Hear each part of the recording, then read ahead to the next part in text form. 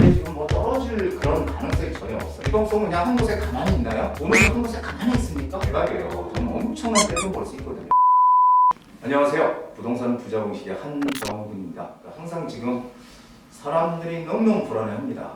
이게 지금 경제 위기가 진짜 올 것인지, 그러면서 부동산 가격이 폭락을 할 것인지. 자, 오늘 주제 보죠. 오늘 주제는요, 낙관론 대 비관론, 당신의 선택론입니다. 과연 여러분들은 어떤 쪽을 선택하실 건가요? 자, 코로나19 말, 비관론 대 낙관론.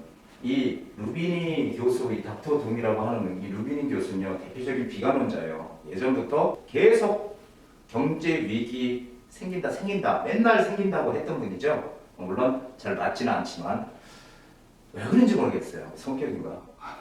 자, 그래서 코로나19 이 대공황보다 큰 대공황 빠질 수도, 이 대공황이 미국에서 일어나는 건데요. 주식들이 폭락을 하면서 전 세계가 공포에 휩싸였던 그 대공황이 거의 한 10년 가까이 갔어요. 1929년도부터. 그거보다도 더 큰 대공황에 빠질 수도 있다. 자, 비관적인 경제 전망이 나오는 닥터 둠, 누리엘 루비니, 미국 뉴욕대 교수입니다. 맨날 비관적인 얘기만 아주 대표적으로 하는 선두주자예요.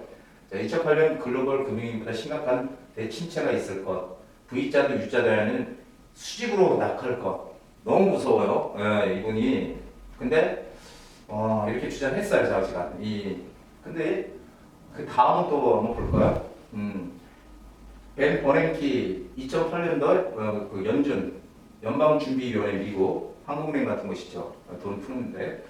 자, 연준의 의장이었어요. 그래서 헬리콥터 벤이라고 하는 거는 그때 금융위기 때 헬리콥터에서 돈을 살포하듯이 마구잡이로 풀었다, 돈을. 그래서 미국 경제를 살렸다. 그러니까 대공황과는 다르다. 급반등이 있을 것. 이건 반대로 급반등이 있을 것이라고 얘기했어요. 30년대 스타일의 전형적인 이 불황, 대공황이라는 불황보다 대형 눈폭풍이나 자연재해에 훨씬 더 가깝다. 급격한 침체 이후에 요걸 잘 보세요. 급반등이 이루어질 것이라는 낙관론을 내놓았다. 자, 둘 다 유명한 분들인데 한쪽은 비관론, 이쪽은 낙관론. 과연 여러분들은 어떤 선택을 하시겠습니까? 자, 제 생각은요.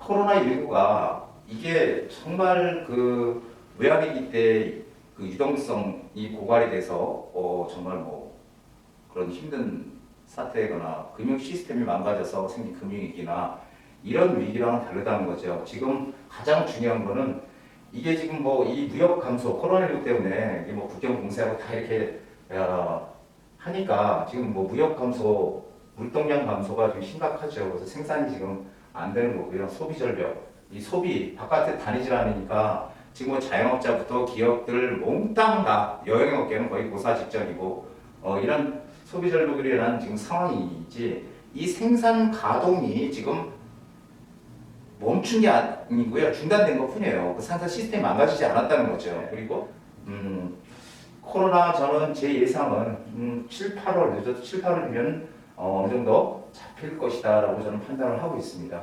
7, 8월이면.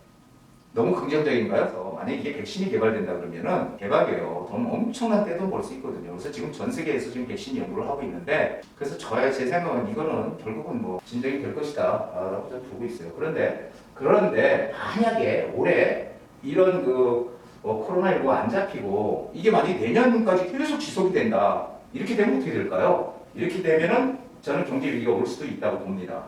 경제 위기가 올 수도 있다고 보는데, 이 가능성은 저는 극히 미약하다라고 봐요. 뭐든지 100%는 없잖아요. 저는 이 가능성, 극히 생길 가능성은 한 10% 정도 주고 싶습니다. 90%는 안 생긴다. 여러분들 생각은 어떻습니까? 제가 이렇게 얘기하면은 또 그 댓글로 뭐가 어떻고 저떻고 미국이 어떻고 하면서 너만 이렇게 생각한다 이렇게 얘기하는 분 있을지 모르지만, 그리고 거기다가 욕을 막 다는 분들이 있어요, 가끔. 근데 그럴 필요 없죠. 그럴 필요 없고, 제 얘기가 듣기 싫으면 안 오시면 돼요. 안 오시면 되지. 거기다가 막 그런 악성 댓글을 달지 마세요. 자, 이후에 부동산 시장은 또 어떻게 될까요? 코로나19가 잡혔다고 가정을 해보자고요. 이건 뭐 잡힐 건 기정사실이야. 그래서 좀 빨리 잡혔다, 아니면 늦게 잡혔을까의 문제예요. 둘 중에 하나. 빠르냐, 좀 늦게 진정이 되느냐 거거든요. 자, 그러면 이게 그래서 진정이 됐어. 그렇게 되면은 어떻게 될까요? 그 후에는 전 세계 경기 침체는 불가피해요. 계속 그 여파가 계속 남아있을 거란 말이에요. 그렇기 때문에 이제 어떻게 할까요? 정부에서는, 각국의 정부에서는 전 세계적인 돈풀기를 할 거예요. 지금도 미국은 어떻게 해요? 지금 미국이 어떻게 양적 완화를 무제한으로 하겠다. 시간 두지 않고 좌우지간 경기가 정말 좋아지고 코로나가 잡힐 때까지 양적 완화 하겠다. 지금 이렇게 나오고 있어요. 그러면은 전 세계 똑같다는 얘기죠. 돈을 무조건 풀 거예요. 그래서 유동성을 최대한 공급해서 경제를 살리려고 할 겁니다.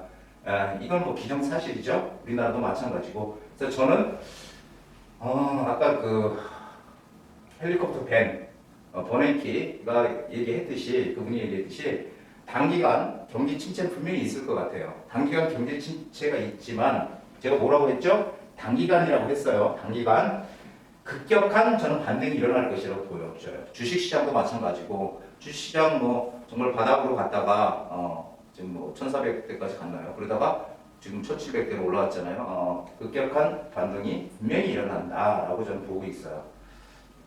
하락하더라도 이게 하락폭이 뭐 엄청나게 깊지 않아요, 여러분들. 이게 뭐 떨어지면 기회가 올 것 같습니까? 그렇진 않습니다, 부동산은. 자, 부동산 시장 위축 때 가격 하락하지 않을까? 부동산을 살리는 힘은요, 지금 어디에 있냐면 유동성이 있어요. 본래 경제 교과서에는 이렇게 나와 있죠. 경기가 침체하고 경제가 안 좋은데 이 부동산 시장만 홀로 잘 갈 수는 없죠.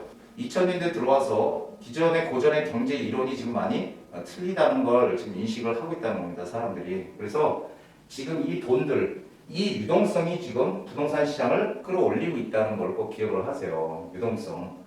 돈들이 지금 어마어마하게 많아요. 그렇게 많다 보니까 이 많은 돈들이 어느 분야로 들어가야 되거든요. 흘러 들어가야 돼요. 그런데 경기가 침체하고 안 좋게 되면은 그 돈들이 들어가서 이익이 난다는 보장이 없잖아요. 그러니까 그 돈들이 그냥 뭐 부동자금으로 있든지 머물러 있다가 부동산 시장 쪽으로 오는 겁니다.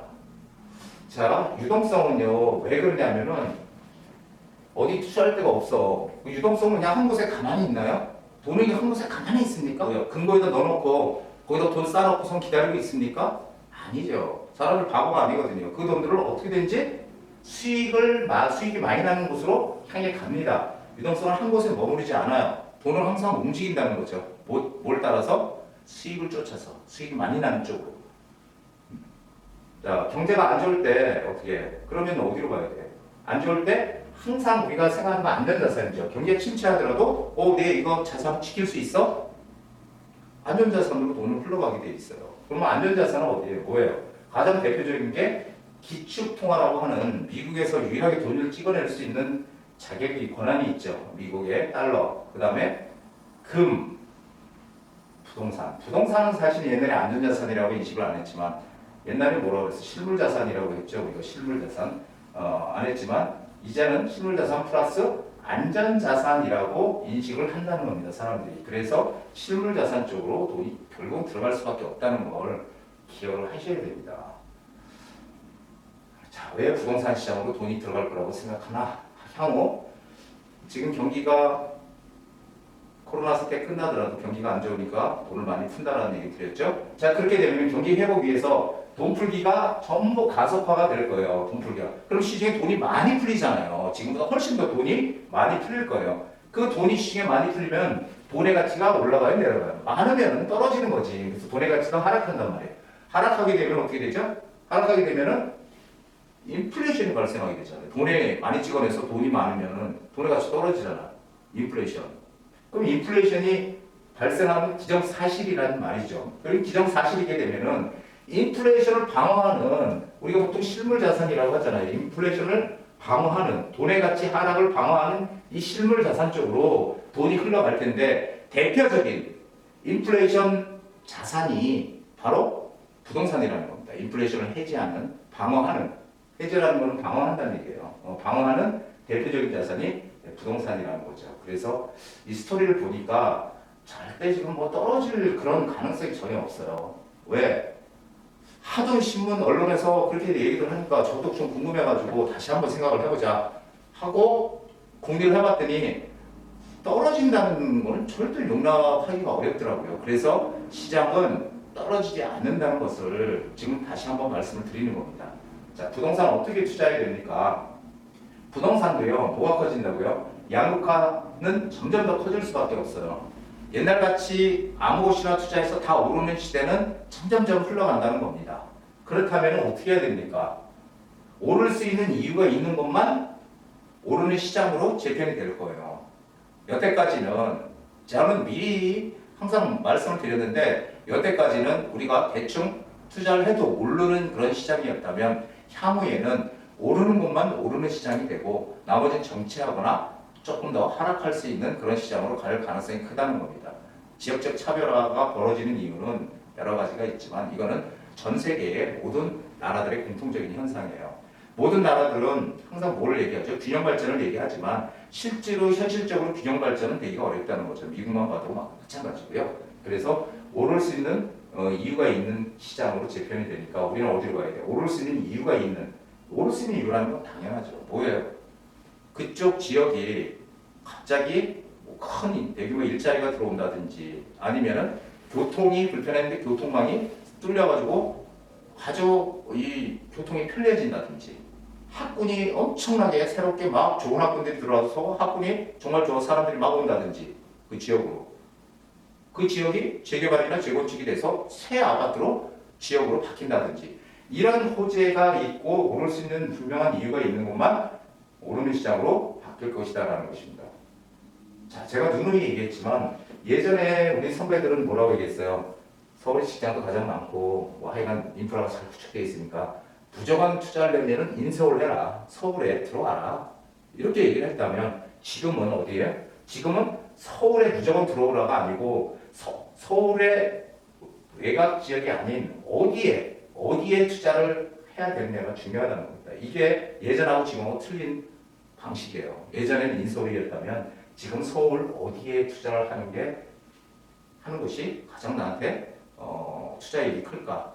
이게 중요하다는 겁니다. 그래서 서울도 지역적으로 차별화가 된다라는 얘기를 드리는 겁니다. 밤이 깊어서 이 어두운 밤이라 그래도 이게 계속 지속되지 않잖아요. 결국은 또 어느 순간이 되면은 새벽이 오죠.